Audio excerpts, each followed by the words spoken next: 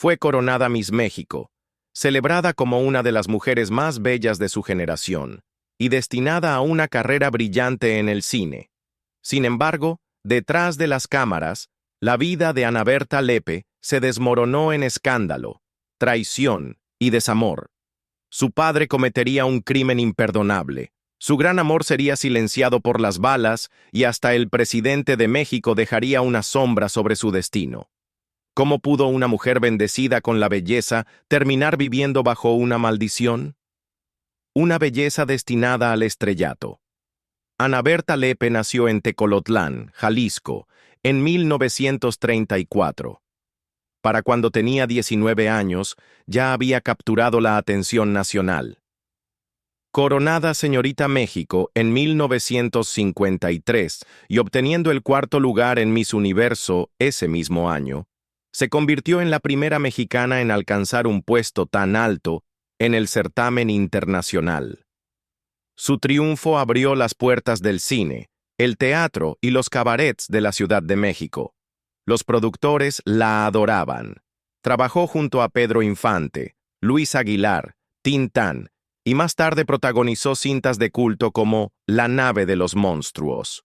Su belleza, porte y carisma la convirtieron en una de las mujeres más deseadas de la época de oro del cine mexicano.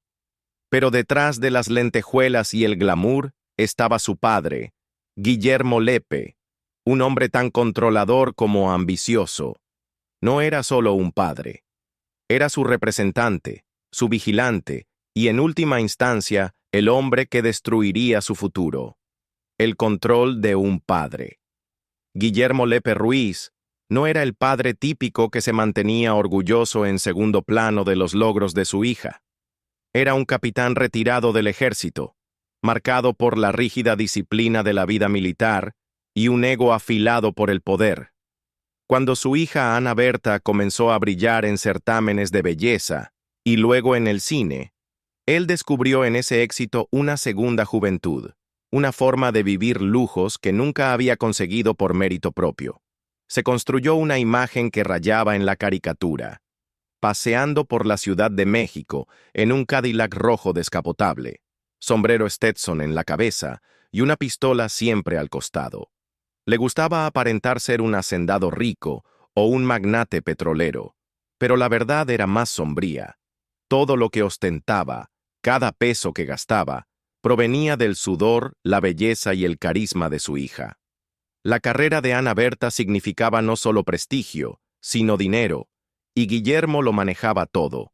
Contratos, negociaciones cinematográficas, acuerdos en cabarets.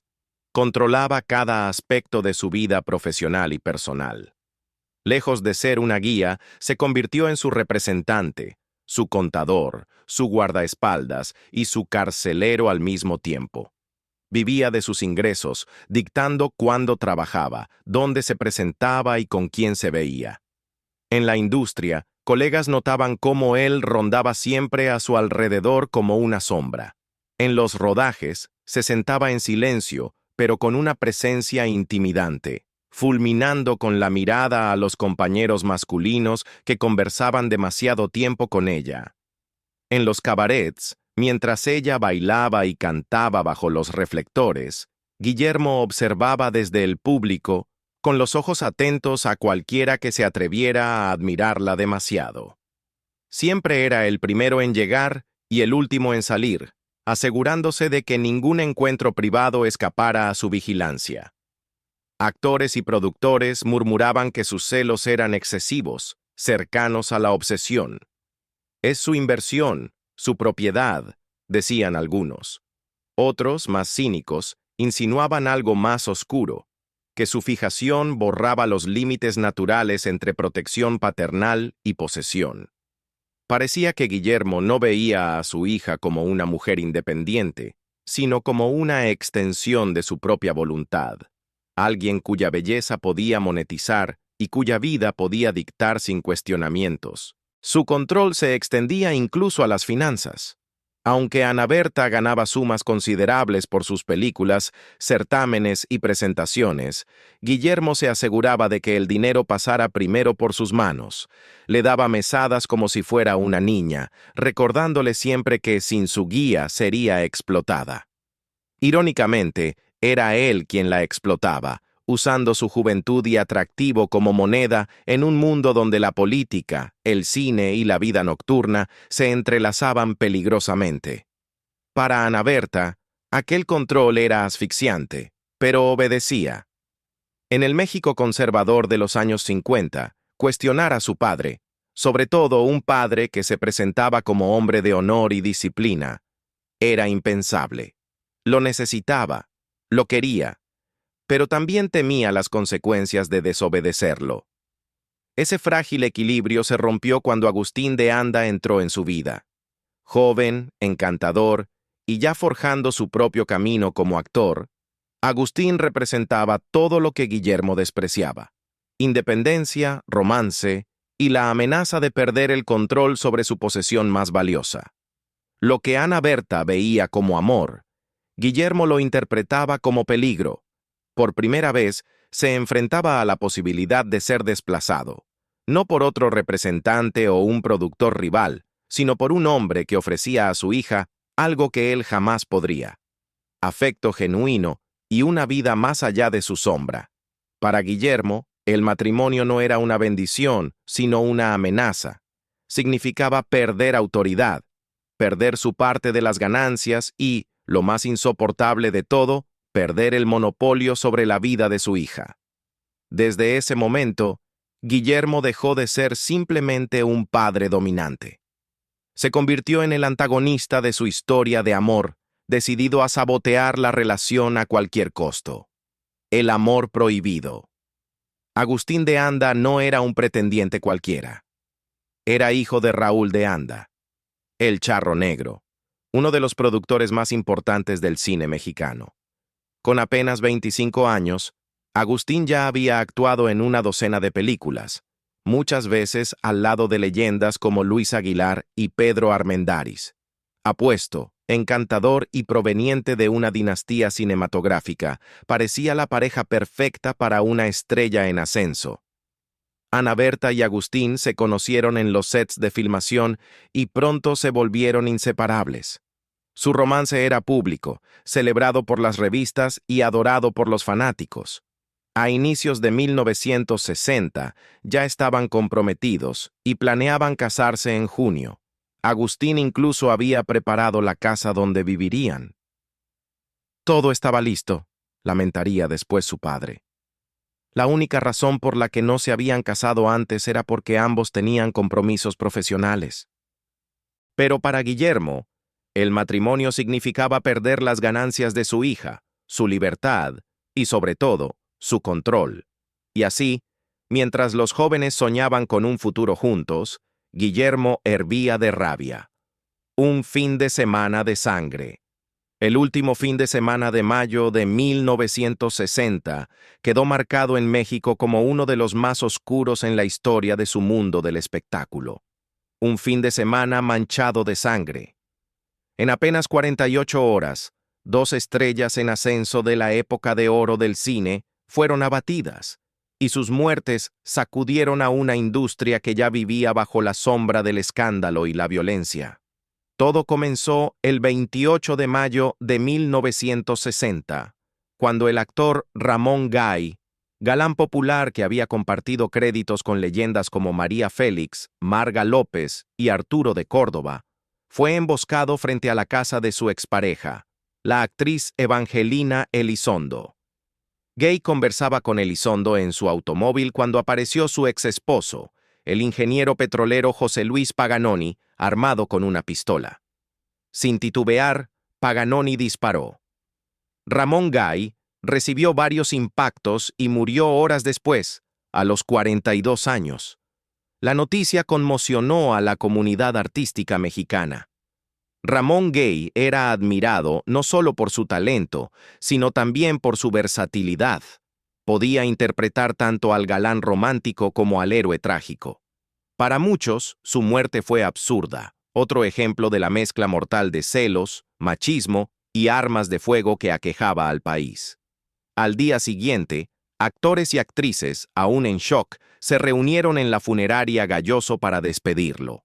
Entre ellos estaban Ana Berta Lepe, una de las estrellas más brillantes de su generación, y su prometido, el joven actor Agustín de Anda, hijo del célebre cineasta Raúl de Anda, el Charro Negro. La pareja se mantuvo unida, de pie, velando juntos el féretro de Ramón Gay. Nadie allí pudo imaginar la cruel ironía. En cuestión de horas, Agustín se uniría a Ramón Gay en la muerte, y su cuerpo sería llevado a la misma funeraria donde esa noche velaba a su colega. La noche en la fuente. La noche del 29 de mayo de 1960, Ana Berta tenía programada su presentación habitual en La Fuente, un exclusivo cabaret de la Avenida Insurgentes, donde la élite adinerada de México se mezclaba con artistas, políticos y empresarios. Era un lugar glamuroso, pero también cargado de intriga, un sitio donde se cerraban tratos en las sombras y donde las reputaciones podían destruirse con una sola botella de champaña. Como siempre, su padre, Guillermo Lepe, estaba presente. Rara vez permitía que su hija asistiera sola a un compromiso, y era conocido por quedarse a ver todos sus números, observándola desde el público para luego escoltarla a casa. Pero esa noche no era su único acompañante. Agustín de Anda, el hombre al que amaba y con quien planeaba casarse, se había unido a ellos en el club. Al principio, el ambiente parecía normal. Ana Berta se dirigió al camerino para prepararse, dejando a Guillermo y Agustín sentados juntos en una mesa. Testigos relataron después que pidieron unas copas y conversaron en voz baja. Sin embargo, la tensión no tardó en asomar. Las voces se fueron elevando, el aire se espesó. Algunas versiones señalan que discutieron sobre dinero, quizás la dependencia financiera de Guillermo respecto a su hija, o el control que perdería si ella se casaba. Otros insistieron en que la pelea giraba en torno a la boda misma, que ya estaba a pocas semanas. ¿Se oponía Guillermo al compromiso? ¿O temía que, una vez casado con Ana Berta, Agustín lo apartara por completo de su carrera? Las palabras exactas nunca se conocieron, pero todos coincidieron en algo. Había hostilidad y crecía sin freno. Poco después de la medianoche, Guillermo y Agustín salieron del cabaret. Dentro, Ana Berta deslumbraba al público con su espectáculo, ajena a la tormenta que se gestaba tras las luces del escenario. En las escaleras de la fuente, bajo el resplandor neón de la vida nocturna capitalina, la discusión alcanzó su clímax. Las voces se alzaron, los gestos se tornaron violentos, y entonces el silencio se quebró con disparos. Guillermo Lepe sacó su pistola calibre .38. 2 detonaciones retumbaron en la noche. Los testigos quedaron paralizados. Entre ellos estaba Farca Canan, un empresario que llegaba al club justo en ese momento. Su declaración sería una de las pruebas más contundentes. Lo vi claramente. El hombre mayor sacó la pistola y disparó. El joven apenas tuvo tiempo de reaccionar. Ni siquiera hizo un movimiento para defenderse.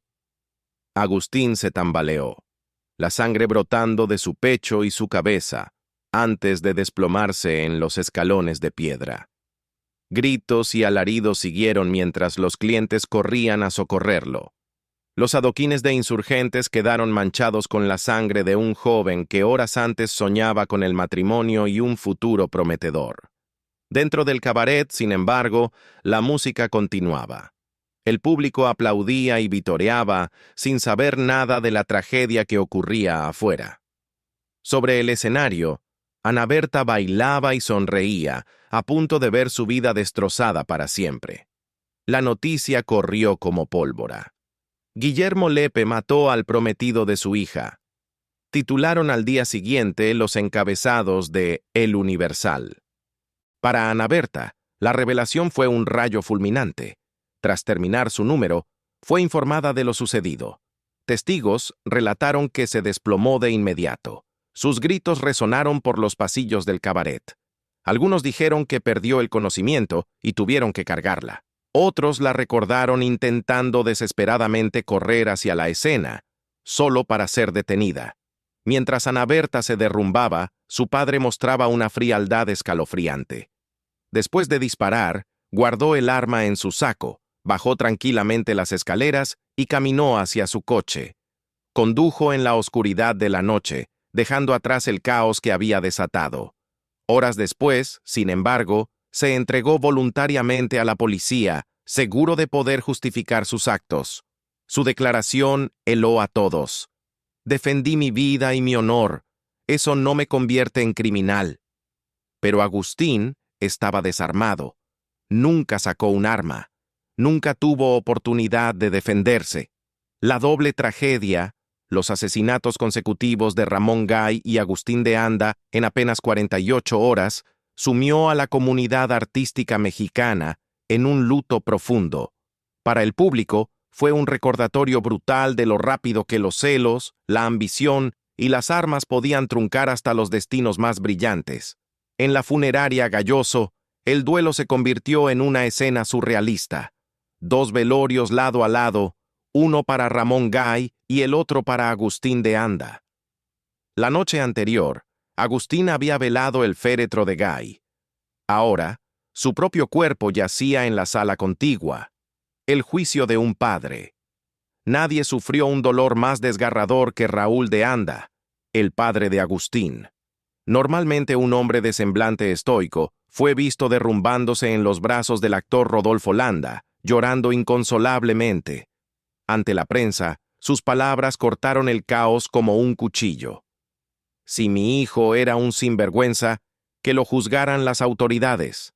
Pero él estaba desarmado. Quería formar un hogar y ser un hombre de bien. Fue al mismo tiempo un ruego y una acusación. Un ruego por justicia y una acusación contra la versión de los hechos que Guillermo Lepe intentaba imponer.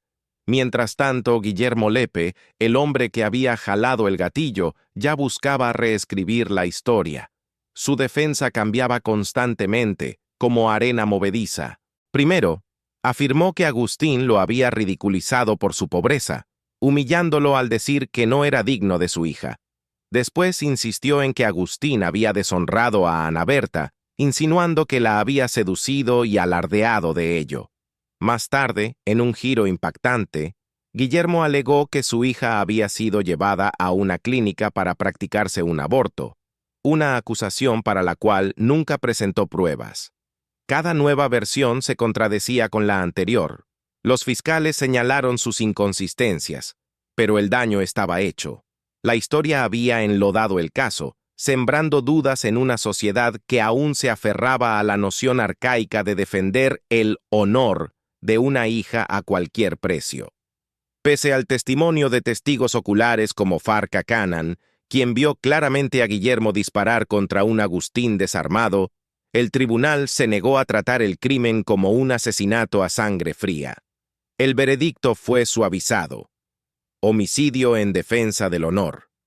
Guillermo fue condenado a 10 años de prisión, pero ni siquiera esa sentencia se cumplió a cabalidad.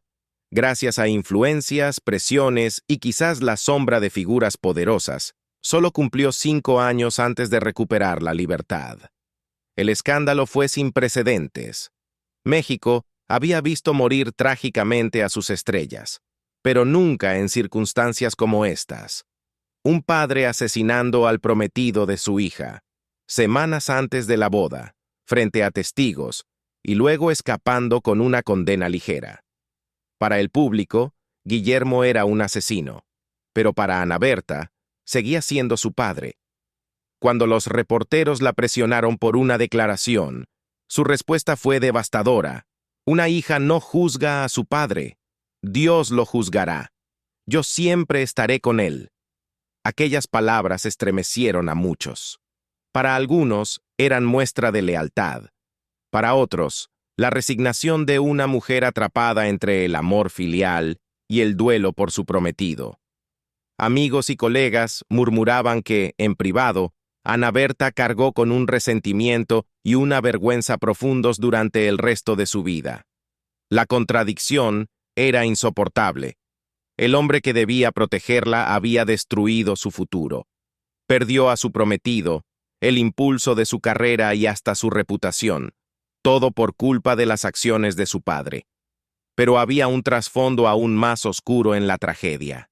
En los salones y estudios de cine de la Ciudad de México comenzaron a circular susurros que conectaban el calvario de Ana Berta con nada menos que el presidente Adolfo López Mateos. La sombra de López Mateos. Adolfo López Mateos, presidente de México de 1958 a 1964, quedó en los libros de historia como un modernizador y estadista. Pero más allá de los discursos oficiales y los cortes de listón, arrastraba una reputación tan magnética como peligrosa. Su sonrisa podía desarmar a una multitud. Sus discursos encantaban a la nación y su carisma lo convirtió en uno de los líderes más populares de su tiempo. Sin embargo, detrás de ese encanto se escondía un hombre célebre por su insaciable apetito por las mujeres. Sus romances no eran simples rumores de pasillo, eran un secreto a voces en los círculos políticos y artísticos.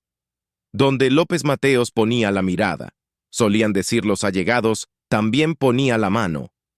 Casado con Eva Sámano, de López Mateos, cultivó una fama de seductor, presumiendo amantes entre actrices, modelos, reinas de belleza y damas de la alta sociedad. Para los hombres poderosos de aquella época, esta conducta era normalizada, incluso admirada. Para el pueblo se volvió parte de su mito. En este contexto, la historia de Ana Berta Lepe dejó de ser solo una tragedia familiar. Se decía que su padre, Guillermo Lepe, conocía bien la reputación del presidente y en lugar de protegerla, presuntamente la ofreció como moneda de cambio. Según rumores persistentes, Guillermo facilitó encuentros entre Ana Berta y López Mateos, convencido de que esa cercanía con el mandatario podía asegurarle papeles, dinero e influencia. Para un hombre como Guillermo, Ana Berta no era únicamente su hija, sino también su boleto de entrada al mundo del poder. Era una mercancía a intercambiar, y López Mateos, con su enorme autoridad, el comprador definitivo. Fuera porque Ana Berta fue coaccionada, persuadida o atrapada, el resultado fue el mismo. Quedó enredada en la órbita del hombre más poderoso de México. Relatos de la época sugieren que López Mateos la cortejó con la misma intensidad con la que había perseguido a otras mujeres. Ana Berta era, después de todo, el blanco perfecto. Joven, deslumbrantemente hermosa y ya una estrella del cine y el cabaret.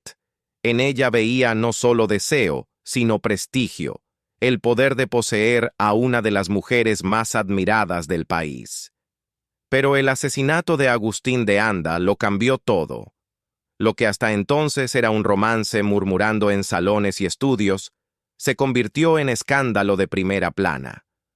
La muerte de Agustín, a manos de quien sería su suegro, manchó el nombre de Ana Berta, y cualquier asociación con ella representaba un riesgo para la imagen del propio presidente. Así, tan rápido como la había elevado, presuntamente la desechó. Excolaboradores llegaron a susurrar que el presidente ordenó apartarla del cine, telefoneando a productores para advertirles, no quiero que contraten a Ana Berta Lepe por ahora. Lo que se presentó al público como un declive natural en su carrera, pudo haber sido en realidad un veto silencioso, una marginación impuesta por el hombre que antes la había cortejado. Para Ana Berta, la ironía fue insoportable.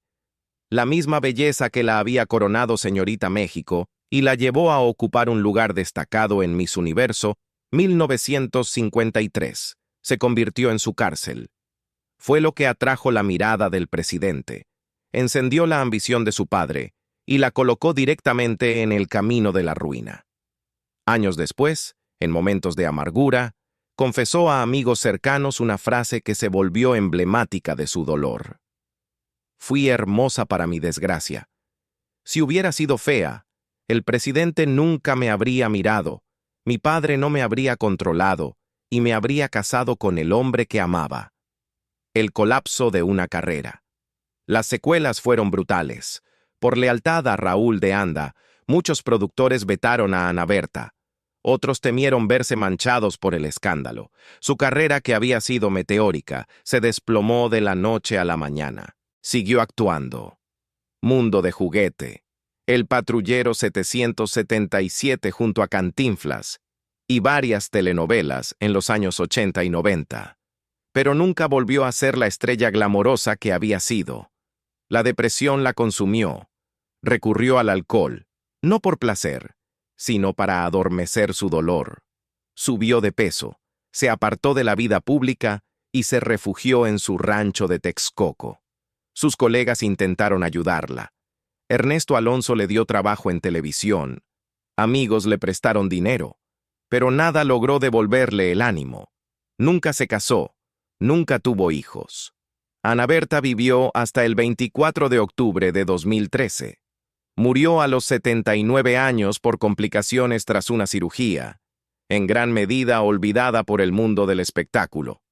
Dejó más de 60 películas y el recuerdo de una reina de belleza deslumbrante que terminó convertida en una advertencia trágica. Su historia es más que un escándalo familiar.